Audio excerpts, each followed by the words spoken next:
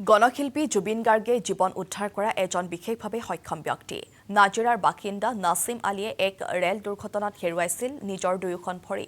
তেতিয়াৰে পৰা এখন বিশেষ চাইকেলতেই জীৱন কটাইছিল নাছিম আলীয়ে। বৃহস্পতিবাৰৰ পৰা নাজিৰাৰ পৰা যাত্ৰা আৰম্ভ কৰিছে সোণাপুৰৰ জুবিন ক্ষেত্ৰলৈ। শাৰীৰিক বাধা নেওচি বিশেষ চাইকেলখনৰ জৰিয়তে অকলে আগবাঢ়ি গৈছে সোণাপুৰলৈ।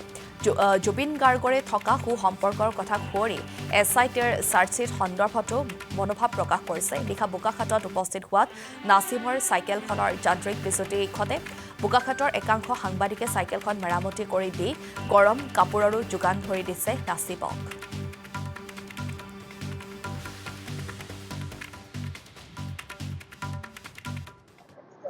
মই আছো শিৱসাগৰ নাজিৰা। মই এতিয়া আপোনাৰ সোণাপুৰ যাম। জুবিন ক্ষেত্ৰ বুলি নকওঁ, মই জুবিন দাৰ ওচৰলৈ যাওঁ বুলি কওঁ। কাৰণ মই সদায় এইটোৱে জানো জুবিন দা আছে। সেইটো কাৰণে জুবিন ক্ষেত্ৰ, জুবিন মন্দিৰ মই এইবোৰ নাজানো, জুবিন দাৰ ওচৰলৈ যাওঁ মই। দেখিছো আপুনি এখন হয়।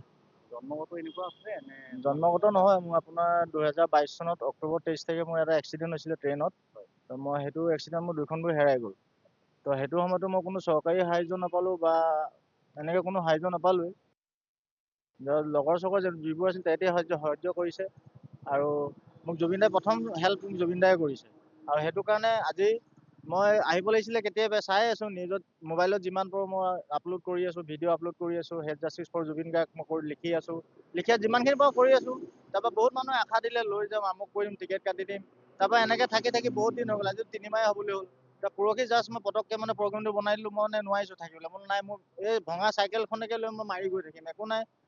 জুবিন দাই মোক যিটো সময়ত মোক বিপদৰ পৰা বচাই আনিলে, সেইটো কাৰণে তেওঁৰ কাৰণে মোৰ জানটো গুচি যায়, মই একো কেয়াৰ নকৰোঁ মানে।